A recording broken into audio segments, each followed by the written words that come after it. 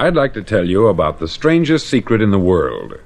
Not long ago, Albert Schweitzer, the great doctor and Nobel Prize winner, was being interviewed in London, and a reporter asked him, "Doctor, what's wrong with men today?" The great doctor was silent a moment, and then he said, "Men simply don't think." And it's about this that I want to talk with you. We live today in a golden age. This is an era that man has looked forward, dreamed of, and worked toward for thousands of years. But since it's here, we pretty well take it for granted. We in America are particularly fortunate to live in the richest land that ever existed on the face of the earth, a land of abundant opportunity for everyone. But do you know what happens? Let's take 100 men who start even at the age of 25. Do you have any idea what will happen to those men by the time they're 65? These 100 men who all start even at the age of 25 believe they're going to be successful. If you asked any one of these men if he wanted to be a success, he'd tell you that he did. And you'd notice that he was eager toward life, that there was a certain sparkle to his eye, an erectness to his carriage, and life seemed like a pretty interesting adventure to him. But by the time they're 65, 1 will be rich, 4 will be financially independent, 5 will still be working, 54 will be broke. Now think a moment. Out of the 100, only 5 make the grade. Why do so many fail? What has happened to the sparkle that was there when they were 25? What's become of the dreams, the hopes, the plans? And why is there such a large disparity between what these men intended to do and what they actually accomplished? When we say about 5% achieve success, we have to define success. And here's the definition. Success is the progressive realization of a worthy ideal. If a man is working toward a predetermined goal and knows where he's going, that man is a success. If he's not doing that, he's a failure. Success is the progressive realization of a worthy ideal. Rollo May, the distinguished psychiatrist, wrote a wonderful book called Man's Search for Himself. And in this book he says, "The opposite of courage in our society is not cowardice, it is conformity." And there you have the trouble today. It's conformity. People acting like everyone else, without knowing why, without knowing where they're going. Now think of it. In America right now, there are over 14 million people 65 years of age and over, and about 13 million of these 14 million are broke. They're dependent on someone else for life's necessities. Now, we learn to read by the time we're 7. We learn to make a living by the time we're 25. Usually, by that time, we're not only making a living, we're supporting a family.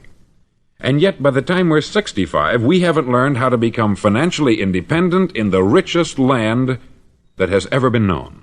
Why? We conform. And the trouble is that we're acting like the wrong percentage group, the 95% who don't succeed.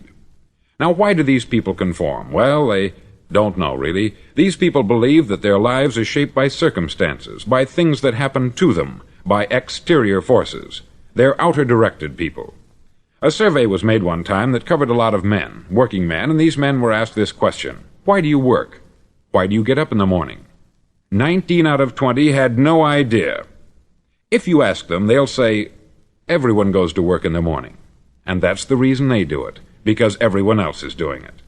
Now let's get back to our definition of success. Who succeeds? The only man who succeeds is the man who is progressively realizing a worthy ideal. He's the man who says, I'm going to become this, and then begins to work toward that goal. I'll tell you who the successful people are. A success is the school teacher who's teaching school because that's what she wanted to do. The success is the woman who's a wife and mother because she wanted to become a wife and mother and is doing a good job of it. The success is the man who runs the corner gas station because that's what he wanted to do. The success is the successful salesman who wants to become a top-notch salesman and grow and build with his organization. A success is anyone who is doing deliberately a predetermined job because that's what he decided to do deliberately. But only 1 out of 20 does that. That's why today there isn't really any competition, unless we make it for ourselves. Instead of competing, all we have to do is create. Now, for 20 years, I looked for the key which would determine what would happen to a human being. Was there a key, I wanted to know, which would make the future a promise that we could foretell to a large extent? Was there a key that would guarantee a person's becoming successful if he only knew about it and knew how to use it? Well, there is such a key, and I've found it. Have you ever wondered why so many men work so hard and honestly without ever achieving anything in particular, and others don't seem to work hard and yet seem to get everything? They have the magic touch. You've heard them say that about someone. Everything he touches turns to gold. And have you ever noticed that a man who becomes successful tends to continue to become successful, and on the other hand, have you noticed how a man who is a failure tends to continue to fail? It's because of goals. Some of us have them, some don't. People with goals succeed because they know where they're going. Now think of a ship leaving a harbor, and think of it with the complete voyage mapped out and planned. The captain and crew know exactly where it's going and how long it will take. It has a definite goal. 9,999 times out of 10,000 it will get to where it started out to get. Now let's take another ship, just like the first, only let's not put a crew on it, or a captain at the helm. Let's give it no aiming point, no goal, no destination. We just start the engines and let it go.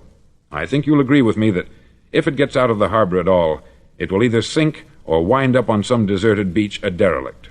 It can't go any place because it has no destination and no guidance. It's the same with a human being. Take the salesman, for example.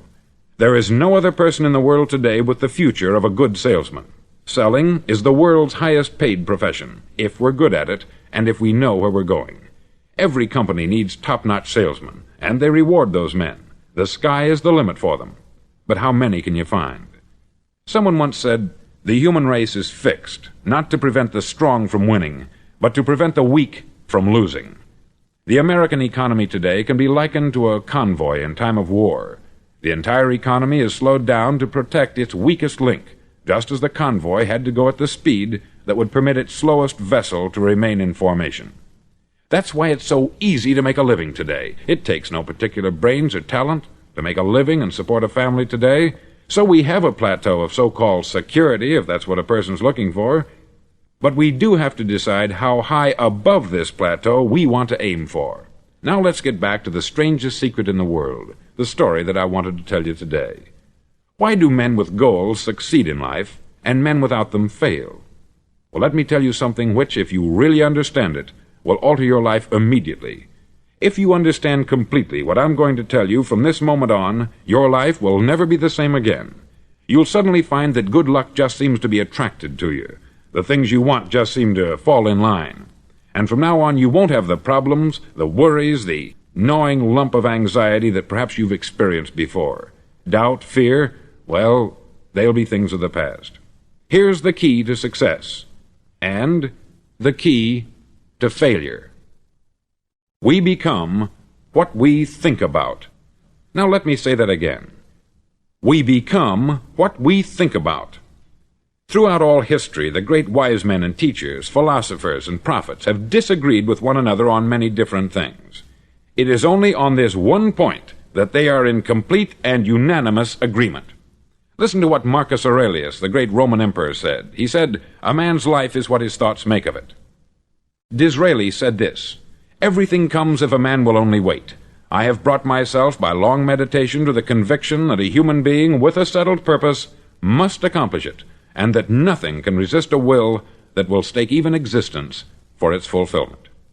Ralph Waldo Emerson said this, "A man is what he thinks about all day long." William James said, "The greatest discovery of my generation is that human beings can alter their lives by altering their attitudes of mind."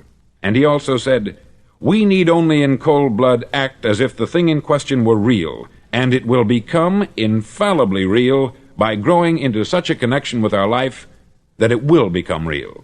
It will become so knit with habit and emotion that our interest in it will be those which characterize belief." He also said this, "If you only care enough for a result, you will almost certainly attain it. If you wish to be rich, you will be rich. If you wish to be learned, you will be learned. If you wish to be good, you will be good. Only you must then really wish these things, and wish them exclusively, and not wish at the same time 100 other incompatible things just as strongly." In the Bible you read, in Mark 9:23, "If thou canst believe, all things are possible to him that believeth." Dr. Norman Vincent Peale said this, "This is one of the greatest laws in the universe. Fervently do I wish I had discovered it as a very young man. It dawned upon me much later in life, and I've found it to be one of the greatest, if not my greatest discovery, outside of my relationship to God. And the great law, briefly and simply stated, is that if you think in negative terms, you'll get negative results. If you think in positive terms, you will achieve positive results. That is the simple fact which is at the basis of an astonishing law of prosperity and success. In 3 words, believe and succeed. William Shakespeare put it this way: "Our doubts are traitors, and make us lose the good we oft might win, by fearing to attempt." George Bernard Shaw said, "People are always blaming their circumstances for what they are. I don't believe in circumstances. The people who get on in this world are the people who get up and look for the circumstances they want, and if they can't find them, make them." Well, it's pretty apparent, isn't it? And every person who discovered this for a while believed that he was the first one to work it out. We become what we think about.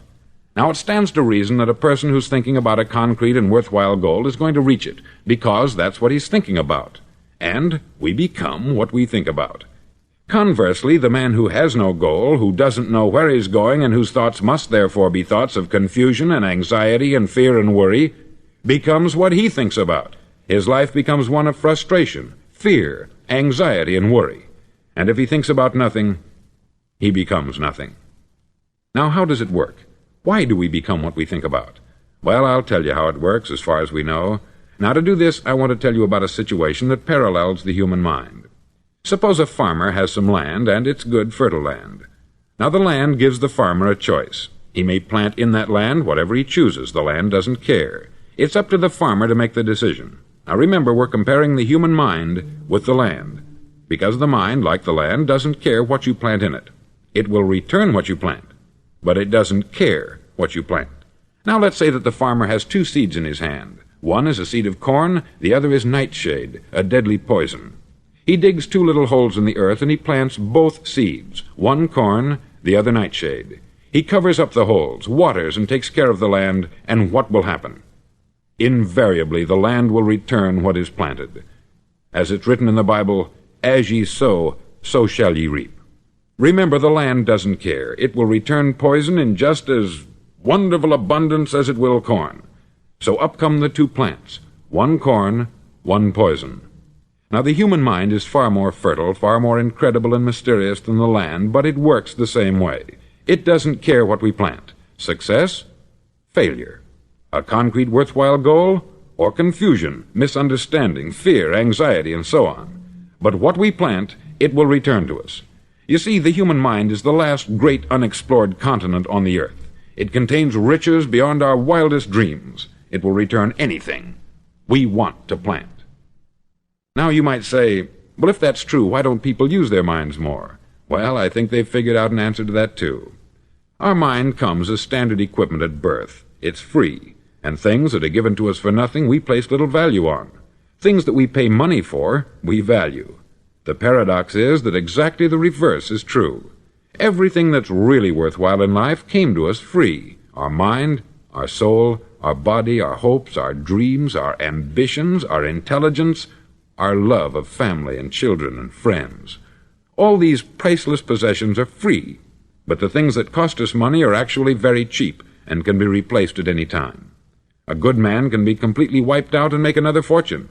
He can do that several times. Even if our home burns down, we can rebuild it, but the things we got for nothing, we can never replace. The human mind isn't used merely because we take it for granted.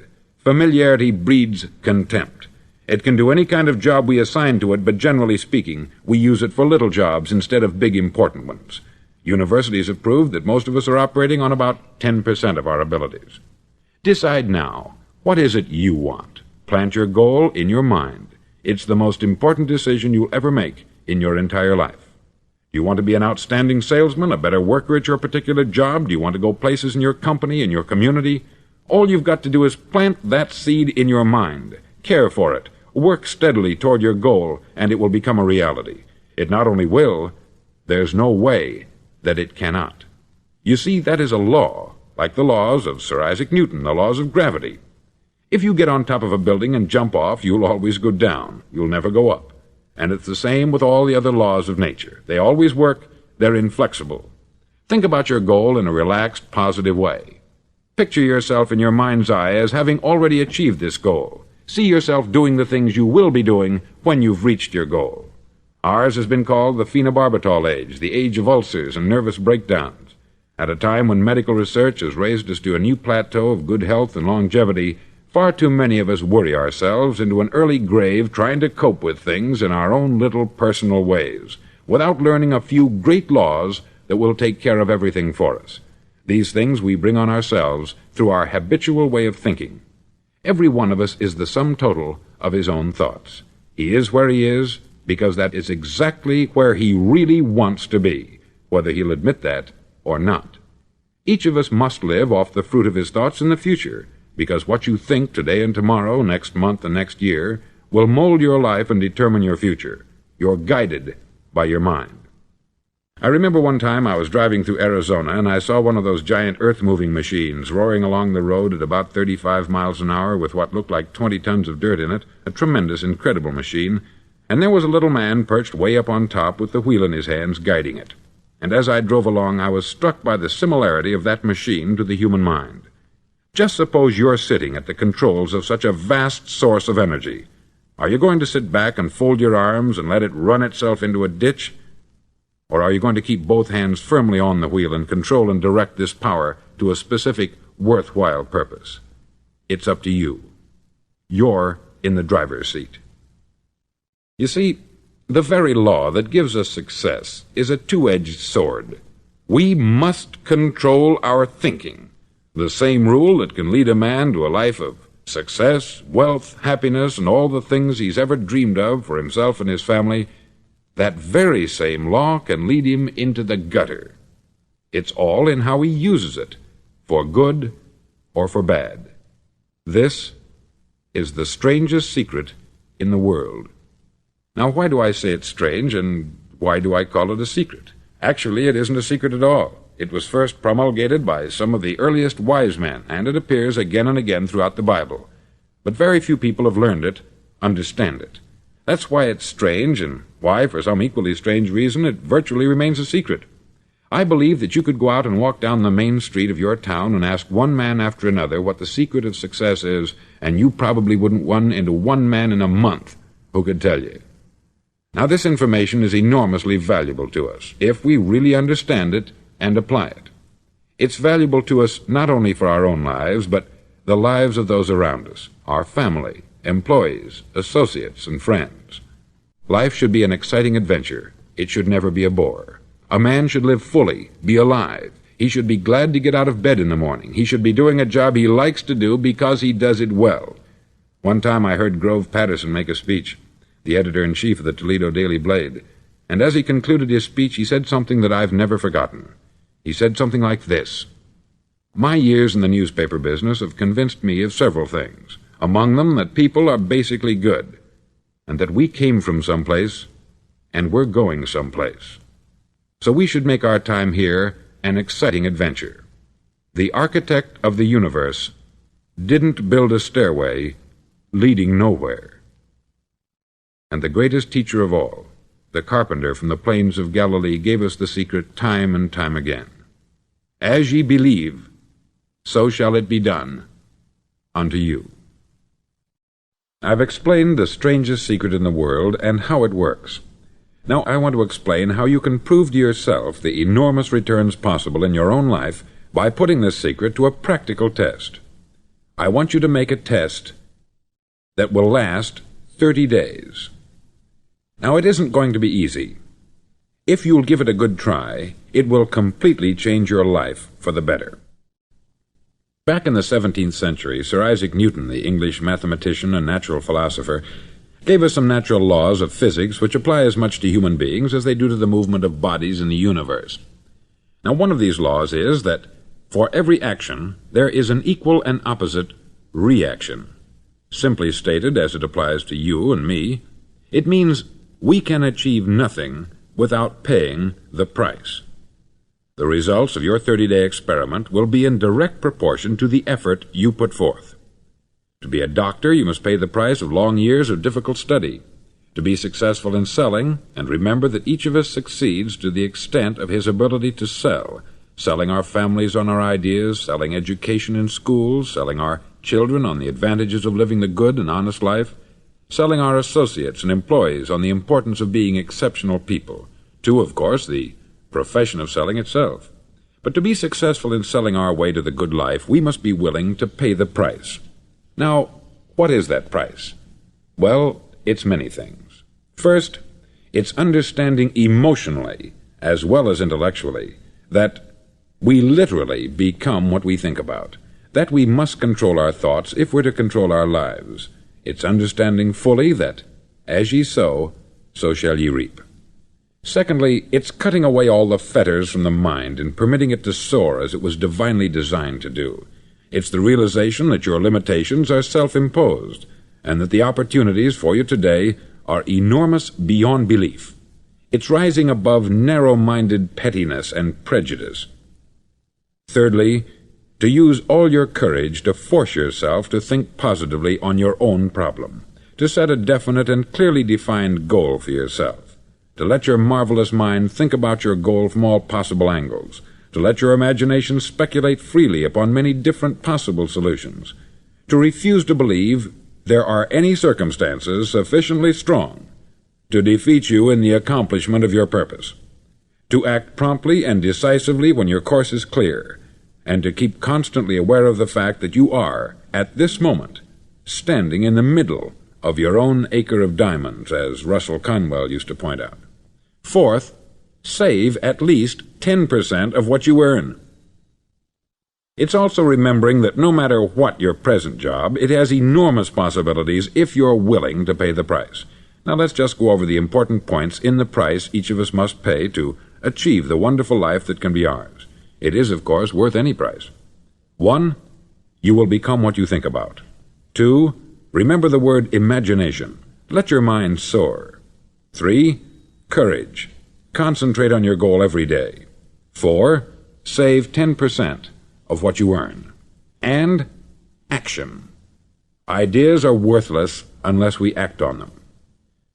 Now I'll try to outline the 30-day test I want you to make. Now keep in mind that you have nothing to lose by making this test, and everything you could possibly want to gain.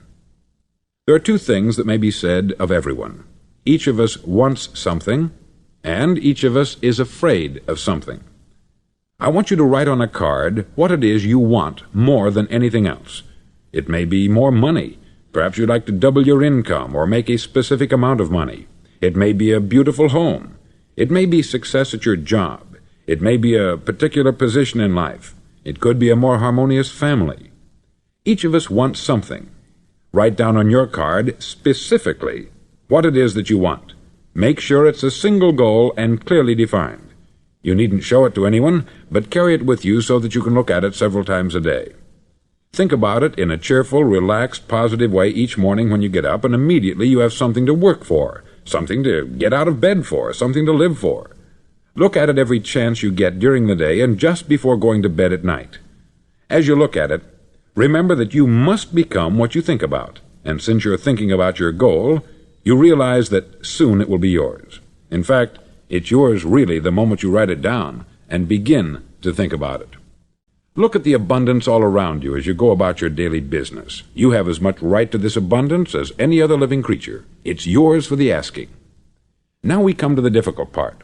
Difficult because it means the formation of what is probably a brand new habit, and new habits are not easily formed. Once formed, however, it'll follow you for the rest of your life. Stop thinking about what it is you fear.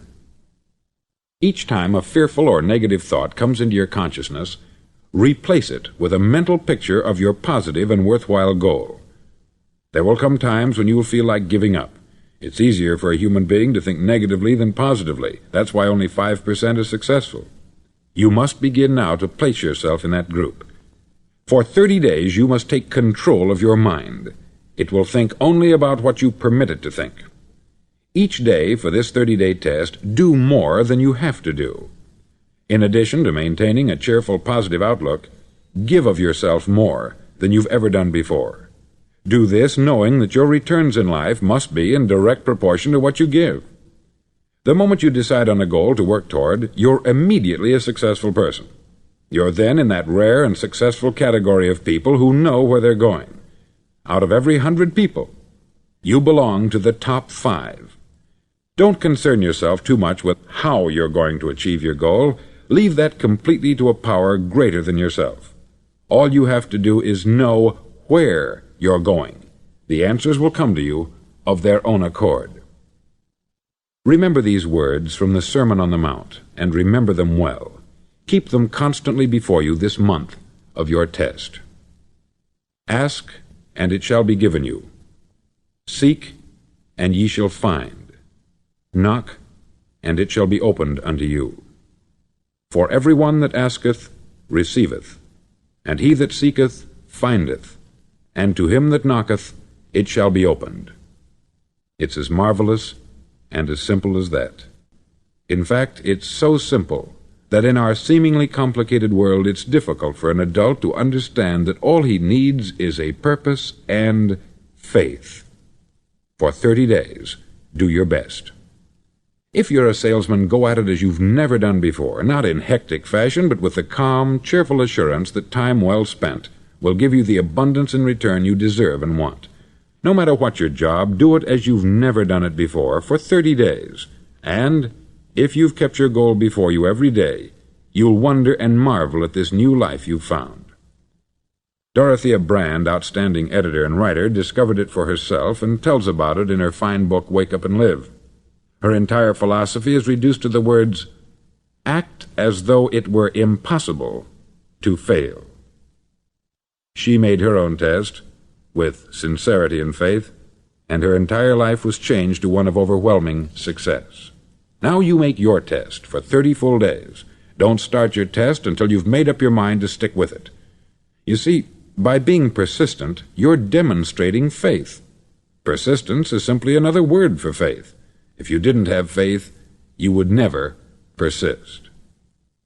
If you should fail during your first 30 days, by that I mean suddenly find yourself overwhelmed by negative thoughts, you've got to start over again from that point and go 30 more days. Gradually your new habit will form until you find yourself one of that wonderful minority to whom virtually nothing is impossible.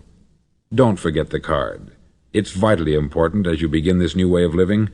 On one side of the card, write your goal, whatever it may be. On the other side, write the words we've quoted from the Sermon on the Mount. Ask, and it shall be given you. Seek, and ye shall find. Knock, and it shall be opened unto you. Nothing great was ever accomplished without inspiration.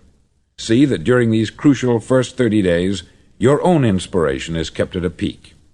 Above all, don't worry. Worry brings fear, and fear is crippling. The only thing that can cause you to worry during your test is trying to do it all yourself. Know that all you have to do is hold your goal before you. Everything else will take care of itself.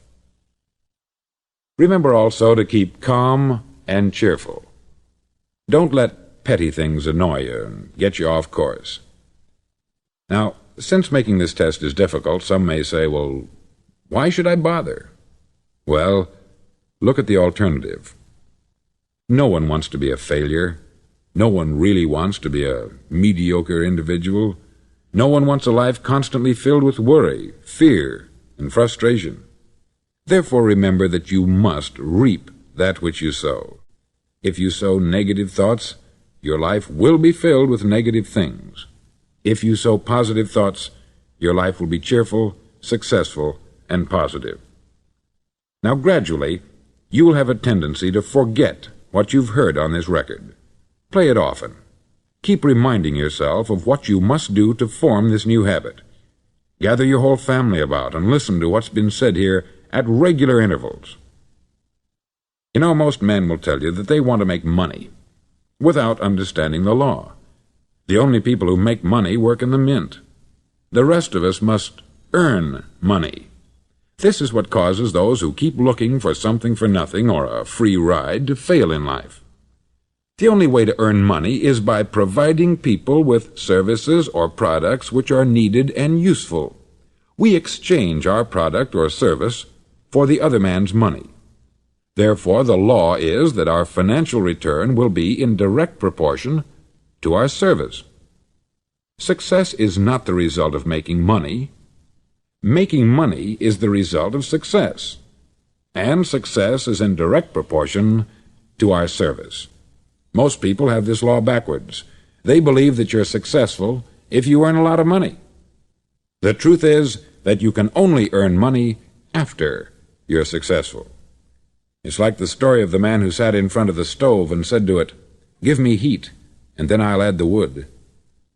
How many men and women do you know, or do you suppose there are today, who take the same attitude toward life? There are millions. We've got to put the fuel in before we can expect heat. Likewise, we've got to be of service first before we can expect money. Don't concern yourself with the money. Be of service. Build, work, dream, create. Do this, and you'll find there's no limit to the prosperity and abundance that will come to you. Prosperity is founded upon a law of mutual exchange. Any person who contributes to prosperity must prosper in turn himself. Sometimes the return will not come from those you serve, but it must come to you from someplace, for that is the law. For every action, there is an equal and opposite reaction. As you go daily through your 30-day test period, remember that your success will always be measured by the quality and quantity of service you render, and money is a yardstick for measuring this service. No man can get rich himself unless he enriches others. There are no exceptions to a law. You can drive down any street in America and from your car estimate the service that's being rendered by the people living on that street. Had you ever thought of this yardstick before? It's interesting. Some, like ministers and priests and other devoted people, measure their returns in the realm of the spiritual, but again, their returns are equal to their service. Once this law is fully understood, any thinking person can tell his own fortune. If he wants more, he must be of more service to those from whom he receives his return. If he wants less, he has only to reduce this service. This is the price you must pay for what you want. If you believe you can enrich yourself by deluding others, you can only end by deluding yourself. It may take some time, but just as surely as you breathe, you'll get back what you put out. Don't ever make the mistake of thinking you can avert this. It's impossible. The prisons and the streets where the lonely walk are filled with people who tried to make new laws just for themselves. We may avoid the laws of man, but there are greater laws that cannot be broken. An outstanding medical doctor recently pointed out 6 steps that will help you realize success. 1. Set yourself a definite goal. 2. Quit running yourself down. 3. Stop thinking of all the reasons why you cannot be successful, and instead think of all the reasons why you can. 4. Trace your attitudes back through your childhood and try to discover where you first got the idea you couldn't be a success, if that's the way you've been thinking. 5. Change the image you have of yourself by writing out a description of the person you would like to be. And 6. Act the part of the successful person you have decided to become. The doctor who wrote those words is a noted West Coast psychiatrist, David Harold Fink, M.D. Do what all experts since the dawn of recorded history have told you you must do. Pay the price by becoming the person you want to become. It's not nearly as difficult as living unsuccessfully. Make your 30-day test. Then repeat it. Then repeat it again. Each time it will become more a part of you until you'll wonder how you could ever have lived any other way. Live this new way, and the floodgates of abundance will open and pour over you more riches than you may have dreamed existed. Money? Yes, lots of it. But what's more important you'll have peace. You'll be in that wonderful minority who lead calm, cheerful, successful lives. Start today. You have nothing to lose, but you have a life to win.